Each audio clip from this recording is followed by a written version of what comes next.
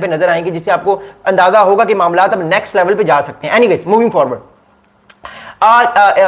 जो हुती ऑफिशियल्स हैं जिनका नाम मैंने आपको बताया मोहम्मद अल बुखातीली साहब है, मोहम्मद अल बुखातीली साहब ने एक और बड़ा इंपॉर्टेंट स्टेटमेंट दिया अबाउट इजराइल। इन साहब ने ये कहा है कि the issue is settled for us either eternity in heaven और इटर्निटी इन हेल। मतलब उन्होंने कहा है कि ये जिंदगी और मौत का सवाल है, या तो हम जन्नत में जाएंगे या तो हम जहन्नुम में जाएंगे। कहने का मतलब ये कि हुतीज ने ऑलरेडी ये कह चुके हैं कि अगर हम मर गए तो हमारे पास दो चॉइसेस हैं कि हम जन्नत में या जहन्नुम में जाएंगे, लेकिन हम अपने साथ जो है अपने दुश्मनों को लेकर भी जाएंगे। तो ये बड़ा एग्रेसिव स्टेटमेंट दिया है हुतीज ने, एंड आई थिंक चीजें जो है वो आने वाले टाइम पे और ज्यादा एग्रेसिव हो सकती हैं as far as Houthis concern. Okay, अब हुतीज के जो हुतीज गवर्नमेंट के जो डिफेंस मिनिस्टर हैं जिनका नाम आबिदुल थुआर साहब है, आबिदुल थुआर साहब जो है ये हुतीज डिफेंस मिनिस्टर, इन्होंने भी कल एक बड़ा इंपॉर्टेंट स्टेटमेंट दिया है। इन्होंने ये कहा है कि Israel claims that it attacked military targets on Sundays are lies.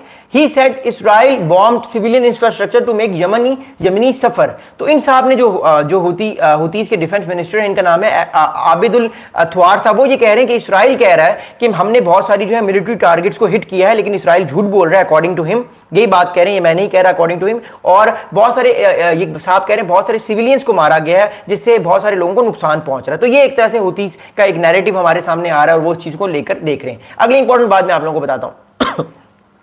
He also told, ये आबिदुल थुआर साहब ने एक और बड़ी इंपॉर्टेंट स्टेटमेंट दी। वो कह रहे हैं he also told Al Jazeera the presidential palace hit on Sunday has long been deserted, so what Israel is doing is barbarianism। मतलब उन्होंने बात की कि जो बुरी तरह से तबाह कर दिए सदारती महल, जो प्रेसिडेंशियल पैलेस है हुतीज का, जहाँ पे उनके प्रेसिडेंट रहते हैं या जो भी उनकी गवर्नमेंट के ऑफिशियल्स रहते हैं, तो उसको तबाह कर दिया और ये बारबेरियनिज्म करार दिया गया कि ये जंगलीपन है, ये इंसान इस तरह के काम नहीं करते। बट यू नो, जंग में सब कुछ चलता है, जंग में सब कुछ होता है, because when you are in war, when you are in competition, things can happen this way. Because देखिए, जब हुतीज अटैक करेंगे तो आपको पता है इजराइल जो है वो बड़ी ताकत है, वो ज्यादा पावरफुल है, वो इवन ये भी चीज को कंसिडर नहीं करेगी कि वो उसने सऊदी अरेबिया की जो एयर स्पेस है उसको वायोलेट किया, वो वायोलेट करती है, उसके पास इतनी पावर है, इसलिए अमेरिका ने उसको इतना ताकतवर बनाया।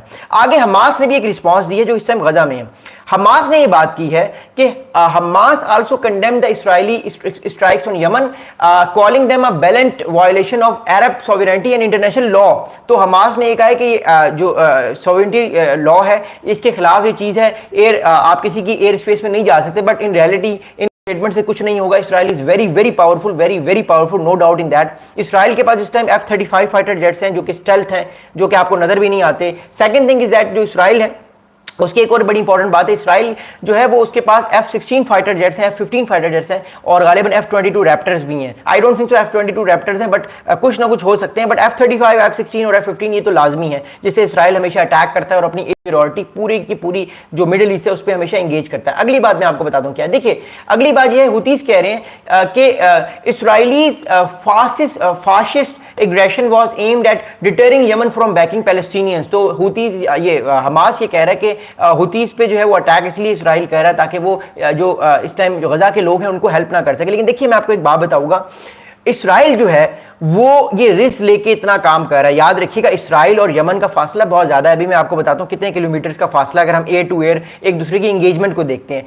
तो इजराइल अब अपने एयरफोर्स को लेकर आ रहा है इतनी दूर, वो रिस्क ले रहा है, लेकिन वो एक मैसेज भी दे रहा है ईरान को कि देखिए, अगर आपने जो है वो मेरे साथ पंगा लेने की कोशिश की, मुझसे लड़ाई करने की कोशिश की, तो फिर मैं आपको स्ट्राइक बैक ज्यादा जोर से करूंगा। ऑलरेडी जो ईरान है उसकी ऑलरेडी तीनों nuclear sites Natanz, Fordow, Isfahan तीनों फारिग हो गई हैं, जो ऑलरेडी 12 से 24 जून तक ये सारा कॉन्फ्लिक्ट हुआ था। तो what I am saying right now is that कि ये मामला अब नेक्स्ट लेवल पे आपको नजर आएंगे और ज्यादा टेंशन आपको नजर आएंगी। ओके, अगली बात यह है कि हमास ने एक और बड़ा इंपॉर्टेंट स्टेटमेंट दी है। अब इस वजह से हमास पे और ज्यादा अटैक्स हो सकते हैं। ऑलरेडी नेतन्याहू साहब बहुत एग्रेसिव है हमास पे।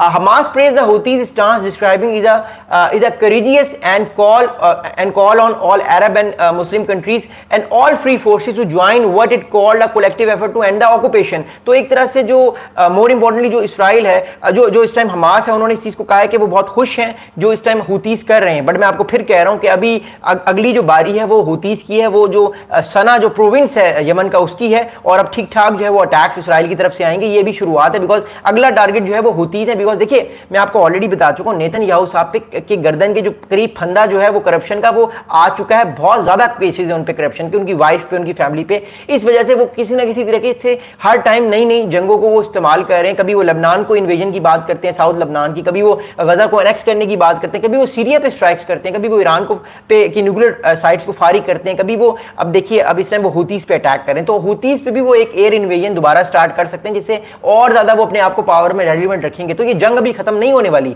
7 October was the basic opportunity for Netanyahu की, जिन्होंने इस जंग को और एक्सपैंड करी, और उनको अभी तक कोई रोक नहीं सकता। अमेरिका उनको नहीं रोक रहा। अमेरिका अपना फंसा हुआ यूक्रेन रशिया वॉर में, पुतिन के साथ ट्रंप साहब फंसे हुए हैं, फिर चाइना के शी जिनपिंग साहब के साथ फंसे हुए हैं, डोनाल्ड ट्रंप साहब इंडिया के साथ फंसे हुए हैं। तो इस टाइम उनके लिए ये प्रायोरिटी नहीं है। That's why this thing is happening. Anyways अगली बात बताता हूं। आई एम सॉरी, इसराइल ने जो अटैक किया वो मैं बताता हूं। इसराइल ने अटैक क्यों किया, कैसे किया, और उसने कितनी ज्यादा मिलिट्री को पेनिट्रेट किया, और कितनी ज्यादा उसका ये अटैक सक्सेसफुल हुआ।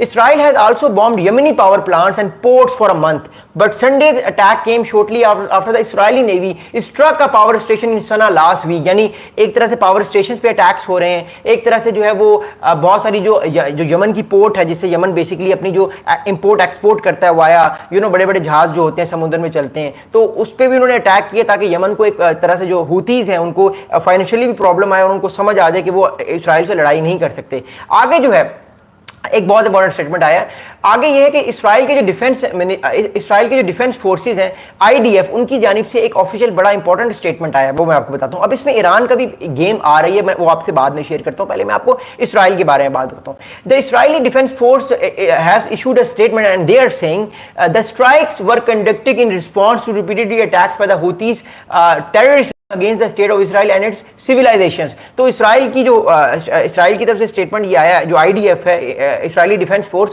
उनकी तरफ से ये स्टेटमेंट आया कि इसराइल जो है वो इसलिए अटैक कर रहा है हुतीज पे, ताकि हुतीज जो है वो दोबारा बार बार इसराइल पे अटैक ना करें। बिकॉज अगर हुतीज बार बार इसराइल पे अटैक करेंगे तो प्रॉब्लम ये है कि इसराइल फिर दोबारा बैकफायर करेगा, और वो डीप इनसाइड सना जो है वो अटैक करेगा, जो ऑलरेडी कैपिटल है यमन का, और यमन डिफरेंट पोर्ट्स पे, डिफरेंट साइट्स पे वो अटैक करेगा। अब जो कहानी है वो मैं आपको बताता हूं कि इसराइल ने अटैक्स ये किए कैसे हैं और कितना ज्यादा सफर उसने ट्रैवल किया। More than 10 fighter jets participated in the strikes according to an Israeli Air Force official या source who said the further targets were approximately